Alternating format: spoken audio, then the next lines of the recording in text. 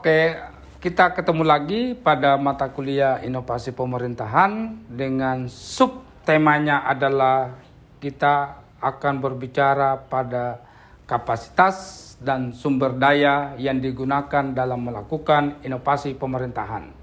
Ya. Nah, pertanyaannya adalah saya ingin memulai pada pertemuan kali ini kita akan berbicara bahwa kapasitas, kemampuan dan sumber daya itu sangat dibutuhkan oleh pemerintah daerah dalam kerangka untuk melakukan inovasi pemerintahan. Itu satu. Yang kedua adalah kapasitas dan sumber daya itu kemudian akan memperbaiki kinerja pemerintahan dalam mendorong terjadinya perubahan dan inovasi dalam tata kelola pemerintahan. Nah, pertanyaan berikutnya adalah apa itu kapasitas? Kapasitas adalah kemampuan individu, organisasi, atau sistem dalam menjalankan atau mewujudkan fungsi-fungsi secara efektif, efisien, dan seterusnya dalam tata kelola pemerintahan. Jadi ada banyak hal yang harus dilihat. Ya. Tetapi kemampuan untuk menjalankan fungsi pemerintahannya itu, nah inilah yang saya kira menjadi catatan penting karena ada banyak pemimpin kepala daerah yang tidak mampu mengefektifkan fungsinya dan fungsi pemerintahan itu ternyata banyak dan luas. Oleh karena itu, ya Anthony Giddens misalnya pernah mengatakan ya kalau misalnya fungsinya sangat banyak, maka dimungkinkan seorang pemimpin kepala daerah untuk melakukan kolaborasi dengan pemimpin lain, kolaborasi dengan daerah lain dalam rangka untuk melakukan inovasi. Nah, dalam konteks inilah saya kira saya tertarik dengan salah satu tulisan yang dibuat oleh Anies Baswedan yang mengatakan bahwa pentingnya untuk berkolaborasi dalam kerangka untuk membangun Jakarta yang lebih maju. Nah, ini penting. Oleh karena itu yang dilakukan oleh Anies Baswedan adalah mencoba menyatukan segala elemen masyarakat dalam kerangka untuk membangun visi bersama dalam membangun Jakarta ke depan. Nah, yang kedua adalah kapasitas adalah kemampuan untuk memfungsikan peran pemerintah dalam melakukan inovasi pemerintah. Ya. Nah, sementara misalnya pendapat lain ada yang mengatakan bahwa kapasitas itu adalah kemampuan untuk yang melekat pada pemerintah untuk mengorganisir, mengembangkan, mengarahkan, dan mengendalikan sumber daya baik fisik maupun misalnya capital formation untuk mendukung keleluasaan arah kebijakan yang akan dibuat secara inovatif.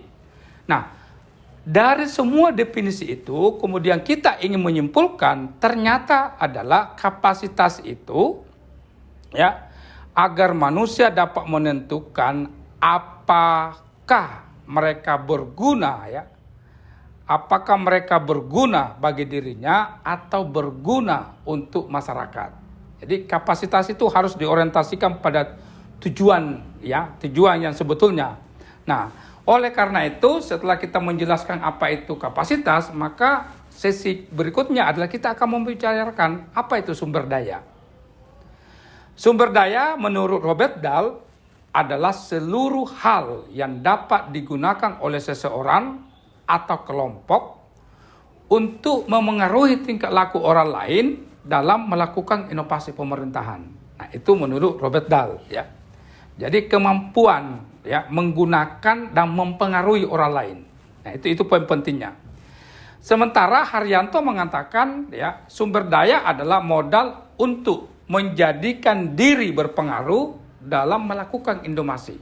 Nah, oleh karena itu dalam konteks sumber daya kemudian ada banyak hal yang bisa dilihat Fadel Muhammad dalam disertasinya jelas mengatakan bahwa sumber daya itu ada 3 komponen penting. Yang pertama adalah sumber daya manusia. Itu penting Ada beberapa negara kalau kita ngelihat dari sumber daya alamnya itu memang tidak semakmur dan sekaya Indonesia. Tetapi jangan salah, dia memiliki sumber daya manusia yang oke, yang hebat, sehingga kemudian dia mampu melakukan inovasi-inovasi dalam memajukan daerahnya. Korea Selatan adalah bukti nyata Jepang itu adalah bukti nyata negara-negara yang boleh jadi jauh lebih kaya Indonesia. Tetapi dia apa? Dia kaya dari sumber daya manusia. Nah, komponen yang kedua menurut Fadil Muhammad yang tidak kalah pentingnya adalah keuangan. Ya.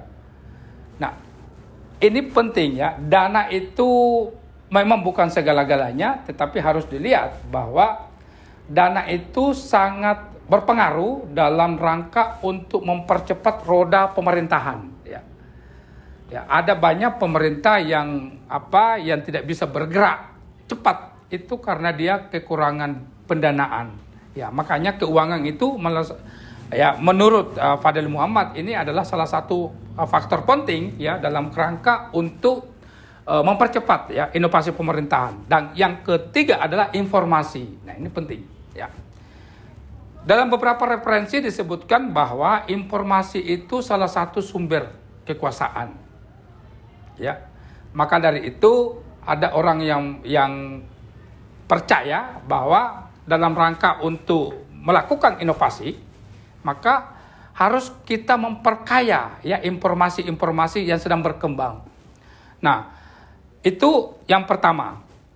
Nah, komponen kapasitas yang berikutnya itu ya saya misalnya kutip di tulisannya Sutoro Eko, dia mengatakan bahwa ada 4 hal ya kapasitas itu yang harus dilakukan, yang harus menggerakkan inovasi pemerintahan.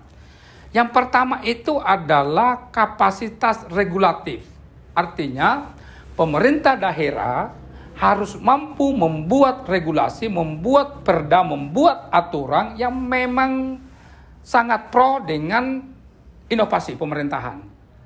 Karena ada banyak cerita ya, inovasi itulah yang regulasi itu kemudian menghambat terjadinya proses inovasi. Nah, karena itu pemimpin yang baik itu akan senantiasa bergerak pada perbaikan regulasi sebagai aturan main, dan regulasi ini juga akan membingkai ya kelegalan sebuah inovasi pemerintahan ya. Jadi kalau misalnya akan diaudit oleh BPK atau KPK, maka ada aturan formalnya ya. Karena kebanyakan daerah itu sudah terlanjur melakukan inovasi, tetapi kemudian dia tidak memiliki payung hukum, lalu jadi temuan kemudian berakhir di penjara. Nah, itu yang kita tidak inginkan. Nah, yang kedua adalah kapasitas responsif. Ya. Ketanggapan pemerintah dalam membuat inovasi sesuai dengan harapan dan keinginan warga. Nah, ini penting ya. Kapasitas responsifnya ya. Ada banyak pemimpin yang kemudian tidak responsif apa yang diinginkan warganya, apa yang sedang berjalan ya. Di era hari ini saya kira adalah salah satu instrumen tercepat untuk melakukan responsivitas pemerintah itu dengan melalui pemanfaatan teknologi.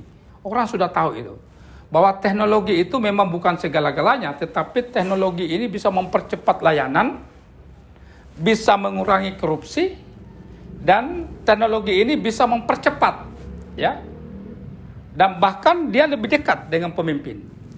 Dan yang ketiga adalah kapasitas tanggung jawab. Nah, ini penting ya, yang disampaikan oleh Sutoro Eko ya. Jadi Sutoro Eko mengatakan bahwa ada memang kapasitas tanggung jawab seorang pemimpin, baik kepala daerah, wali kota, bupati dan seterusnya, itu harus memiliki kapasitas mempertanggungjawabkan apa-apa yang sudah dan yang sedang dikerjakan.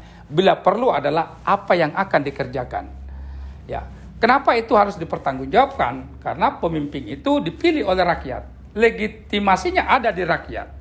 Karena itu adalah semua kegiatan-kegiatan pemerintah sejatinya dipertanggungjawabkan.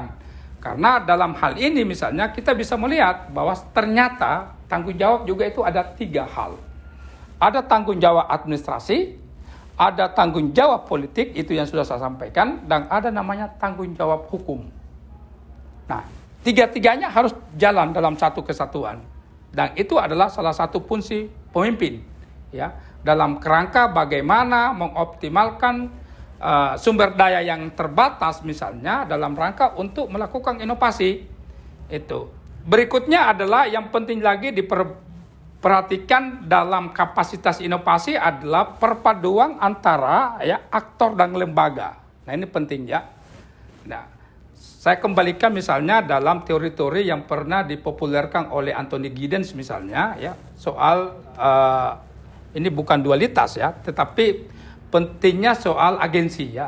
Teori strukturasi itu kemudian menarik untuk kita pinjam ya dalam melihat proses inovasi pada level pemerintahan.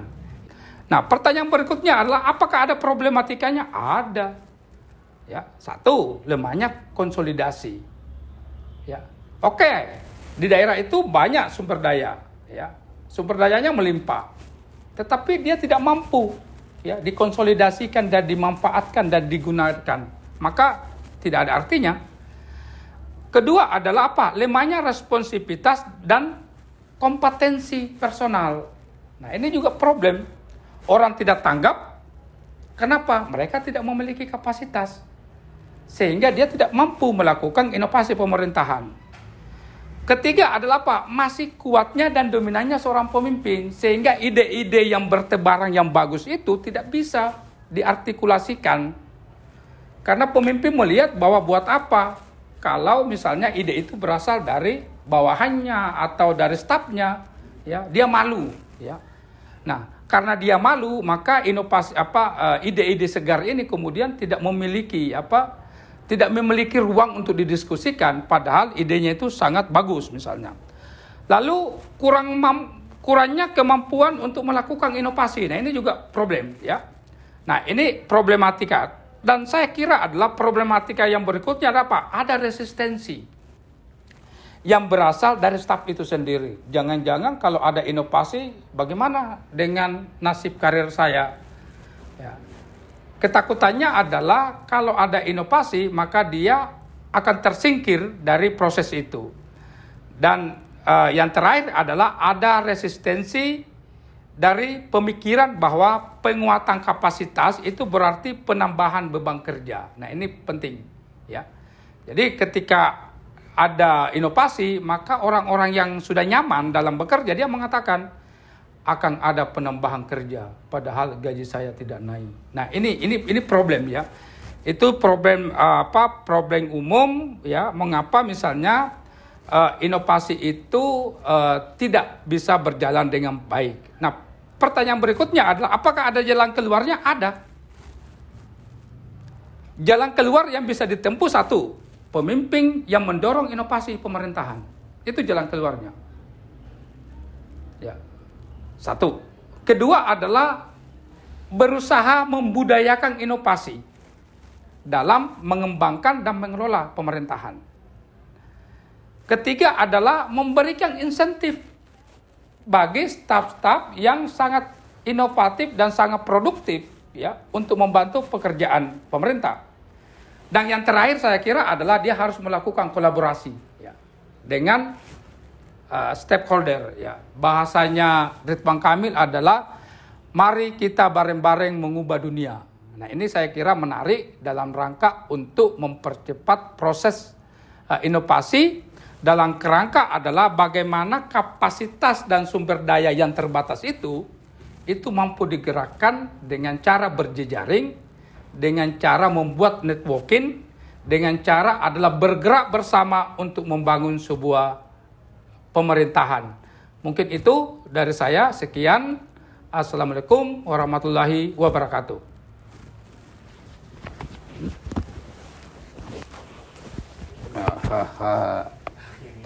Akhirnya, Bang.